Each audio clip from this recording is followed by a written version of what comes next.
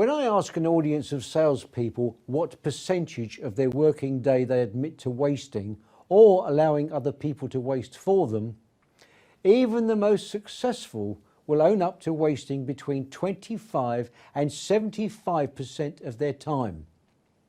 Let's call it an average of 50%. So how much of your time do you admit to wasting? Be totally honest with yourself. Stop this video right now and think about it for a moment and come up with an answer.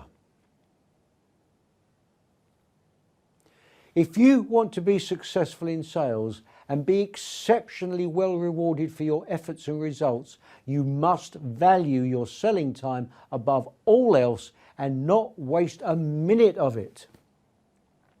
I pride myself on being able to help salespeople to at least double their sales if they do what I coach them to do.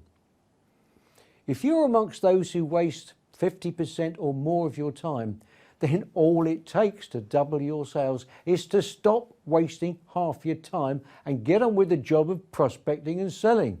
How easy is that? So if you do waste time, will you make a commitment to stop it and double your sales too?